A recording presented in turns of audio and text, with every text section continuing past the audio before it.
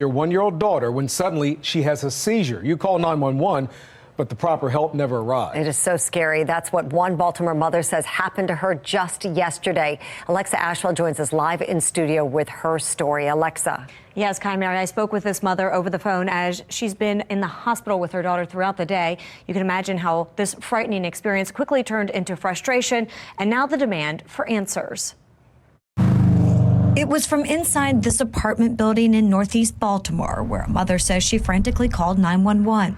Her 1-year-old daughter was having a seizure, and the family needed help.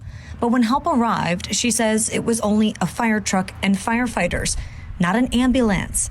Confused, the mother says she questioned the firefighters, who advised there were no medics available. Her shock then turning to anger when she says she was told to transport her daughter herself to an urgent care. I can't imagine her fear, and then, when a fire truck shows up and you're expecting an ambulance. Matthew Coster is president of a local firefighters union. He empathized with the mother, but unfortunately says he isn't surprised an ambulance wasn't available. We run out of resources daily in the fire department when it comes to our medics. We only have a certain number of medics, and usually they're tied up on other calls. They're tied up in the hospitals. It's difficult for us to have minimum resources available and then still try to respond with the call volume that Baltimore City receives.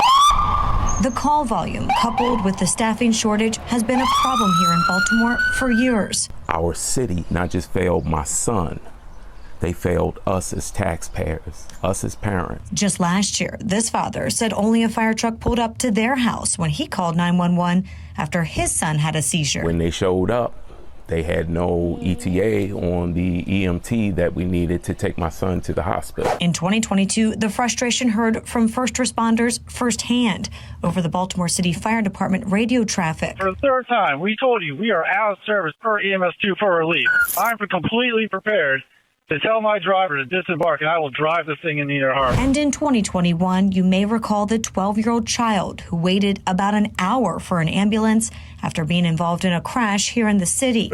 Union President Coster says the public needs to be better educated on what constitutes an emergency response in order to free up resources. From stubbed toes to stomach aches to I just don't feel well. And the department better funded by the city. Something that needs to change. You can't balance a budget on the back of the fire department. And that's what, the history of, the city's administration just wants to keep cutting us. And it's not working.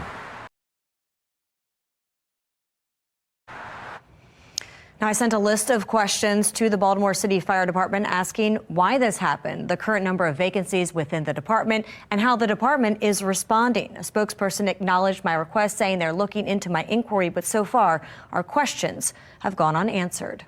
Alexa Ashwell, Fox 45 News.